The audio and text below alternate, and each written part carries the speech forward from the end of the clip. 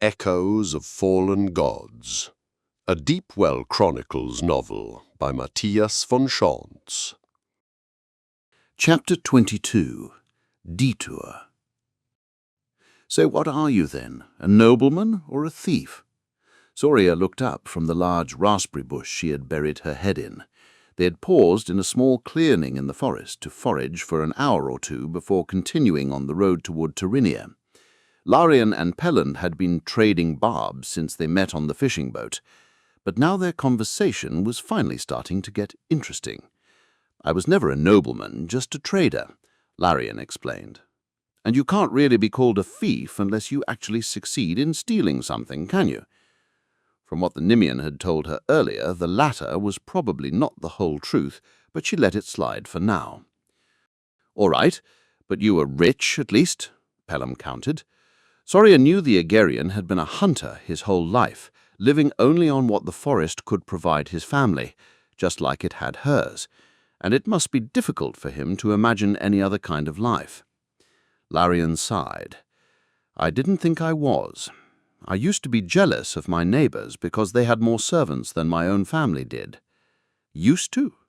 she asked from behind the barbed stems of the bushes. "When I was on the run in Jai Corral, I met some people there who may possibly have had a harder life than I did," he said, flashing her a grin. "But probably not." After that, the discussion turned to more mundane matters, like how they should ration the smoked fish they had brought with them from the river, and which road would be safest to reach Tyranny without making too many deviations, or, to be more specific, whether they should even take the road at all. Soria knew Pelham had previously tried to cross the countryside on his solo journey to the capital. The consequences had been devastating. This time they had decided it was probably safer to travel by road, despite the risk of running into trouble with Imperial patrols. Neither she nor Larian was known by the Empire, and the risk that anyone would recognize Pelham this far from Cloverheart was really quite insignificant. And besides, they had been practicing their magic now. Soria felt they were ready, should trouble come looking for them. 2 hours later, it did, in the form of a small pig, or more precisely, a missing pig. Once they had filled their satchels with the sweet, delicious red berries, they continued on the path northwest, parallel to the river Talar. Soon they would leave the southern river plains and enter the harsher terrains to the north, between River Talar and Tyranny itself. The group had just passed a bend in the road when they ran into a small boy, perhaps 9 or 10 years old, who sat crying on the fieldstone wall on the right side of the gravel path. "Hello there," Soria said, trying to sound as harmless as possible. "What's your name?" The boy looked up and peered at her through the tears streaming down his dirty, freckled face. "They took my pig," he wailed, unconsolable. She took a step forward to embrace him. The boy eagerly took advantage of the strange woman's compassion, burying his head in her arms, shuddering and crying his eyes out. "Shush," she whispered, stroking his head. "Who took it?" "The bandits." He pointed to something Soria couldn't see beyond the hills. "They came to my village and took Halbert," he explained. "Mommy and Daddy are working in Mr. Castler's field in Bearden. They won't be home until later, so I have to find Halbert myself before they... With that, the sobs that had subsided while he explained the situation to Soria returned, stronger than before. Of course, he missed both his pig and his parents. "You know what? My friends and I are heading that way too," she said, pointing down the road. She couldn't leave him like this. "We can look for Halbert so you can go home and wait for your parents, and when we find him, we'll return him to you. Wouldn't that be good?" The boy looked at her without saying anything, but he stopped crying again and eventually nodded. Good, she thought. It was pure luck they had run into him here before anyone else did, far from his village and all alone. "Where do you live?" "My daddy's name is Olmvar. I'm Tavargot," he said, the pride in his voice evident despite his sadness. "What's the name of your village?" Soria repeated with a sigh. The boy pointed to the hills again. "Over there," he said, "in Fernhill." "You know what?" she said, holding the boy's hand. "If you promise to run back home to Fernhill as fast as you can and stay there until your mummy and daddy come back, I'll promise we'll go find Halbert for you. Can you do that, Tavargot?" The boy nodded, almost smiling now. "Yes, ma'am." "What does your pig look like?" The boy told her how his pet was mottled black and pink, with one ear of each color and a heart-shaped spot on its left side. When he had finished his description, he started to run down the path toward home. Then he stopped for a moment, glanced back at them, and shouted, "Thank you!" A few moments later, Soria could no longer see him, hidden behind the curve in the road. "Well, well," Pelham said, with a grunt. "It looks like we have ourselves a mission." "Like we didn't have one before," Lorien muttered, pretending to be inconvenienced by her offer to help the boy. He looked up at her, his scowl suddenly replaced with a wide grin. "But at least this one comes with bacon." Soria elbowed him in his ribs, laughing. "Don't say things like that." By the time the sun began to set, there was still no sign of the bandits the boy had warned them about, or the pig. The road had turned north now, away from the river, and the landscape around them had changed from verdant wheat fields to deep pine forests. Truth be told, she wasn't exactly disappointed that they hadn't found the animal. Although she certainly wanted to help the boy if she could, there was no denying that going back to Fernhill would be a significant detour. And she secretly hoped, for more reasons than one, that they wouldn't run into the bandits at all. Her real mission was to reach Kern as quickly as possible, and having to return the pig to the boy would be highly inconvenient. The farther they walked from Twargot's village, the less eager she became to go back there with the animal. The road was fairly well travelled by merchants going between their homes and the surrounding villages, farmers herding cattle to the butcher, and peasants on their way to the nearest shrines to pray. Despite the traffic, they had only encountered imperial soldiers once, and even then the troops had marched past without so much as a glance. All three, and especially Pelham, had braced for the worst, certain that a single misstep would lead to their arrest. But the encounter was over almost as soon as it had started, leaving nothing behind but tension. As darkness fell, the three of them began to look for a suitable place to rest for the night. They didn't want to stay too close to the road, so they slipped deeper into the forest in search of a good place to make camp, well away from the curious eyes of passing travelers. Suddenly, Soria stopped in her tracks. From beyond the trees came voices and laughter. She shushed her companions, motioning with her hand for them to stay low. Together they slowly crept toward the sounds, careful to hide behind tree trunks to stay out of sight of whoever was ahead of them. Reaching the top of a small ridge, they finally saw the glow of a campfire on the forest floor below.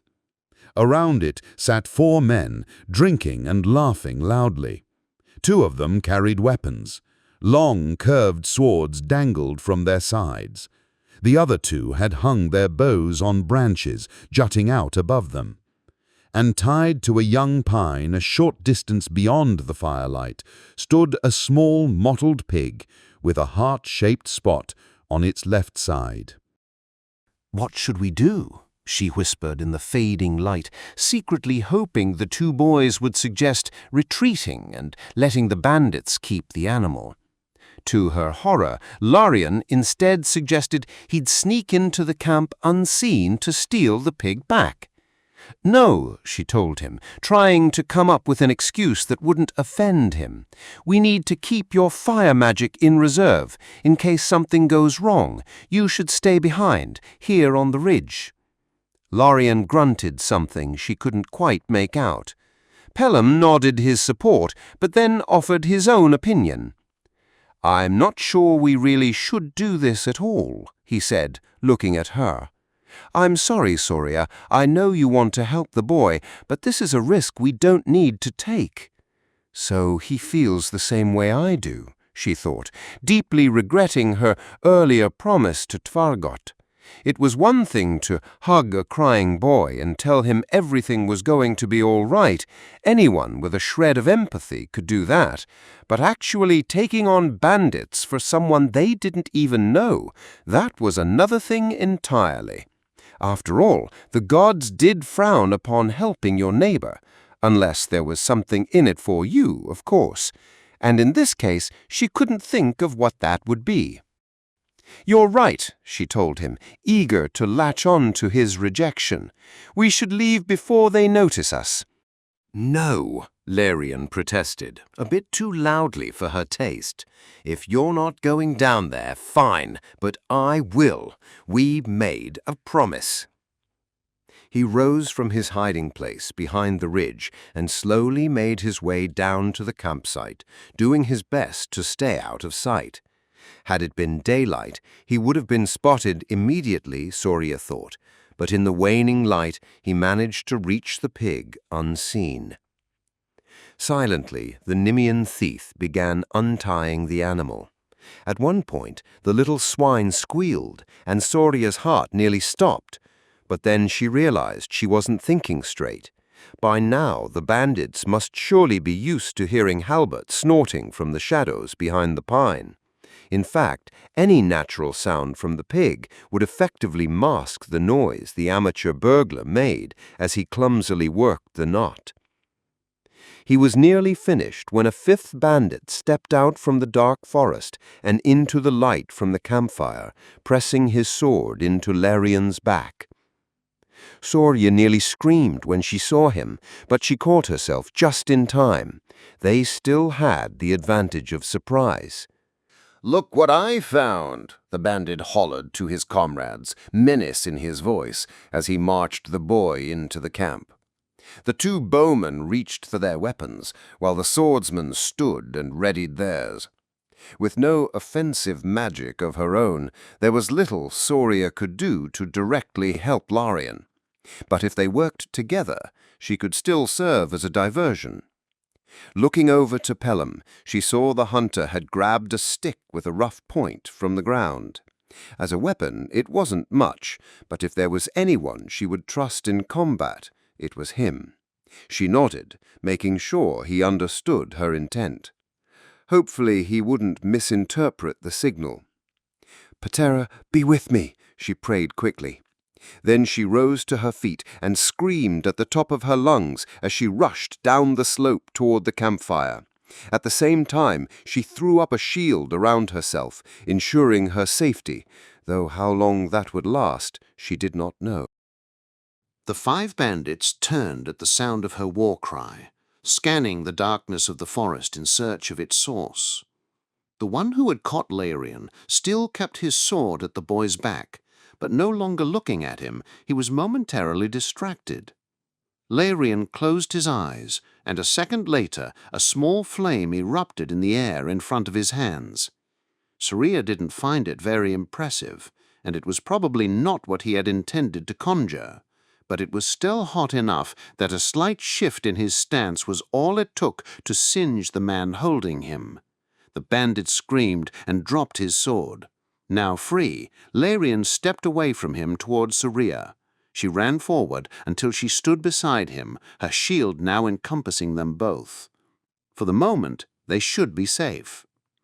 The fledgling fire-breather closed his eyes again, trying a second time to coordinate his use of the deep well. Once again, the results were disappointing. But now his failure wasn't as critical.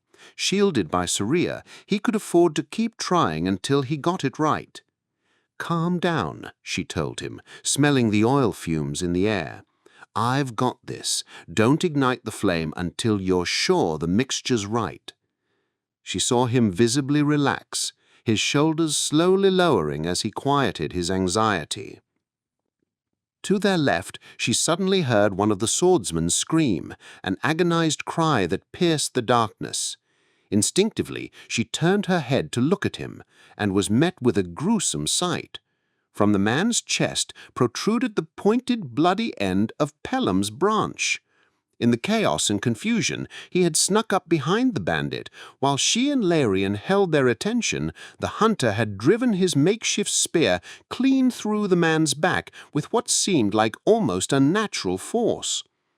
The Agerian swiftly picked up the sword the man had dropped during the attack and held it in front of him as he stepped toward the second swordsman.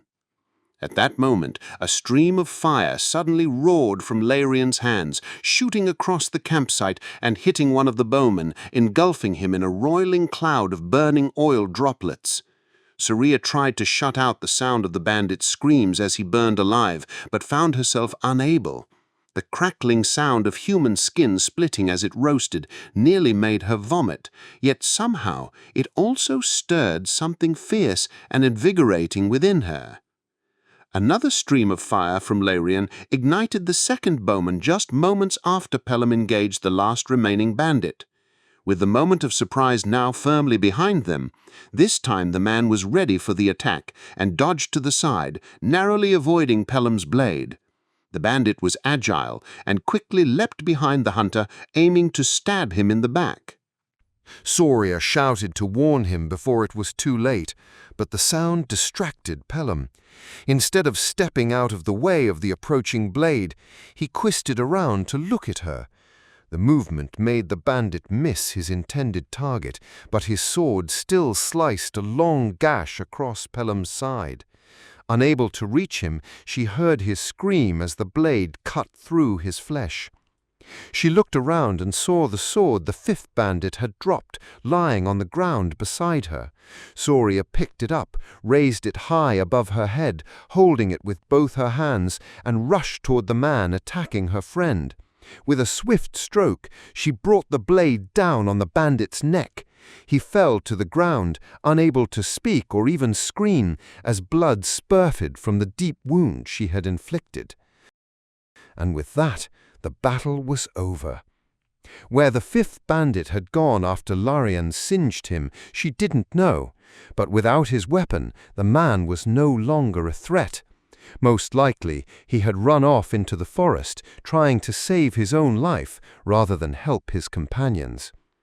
While Larian returned to where the pig was still tied to the tree, Soria went to Pelham. "Are you all right?" she asked, knowing he wasn't.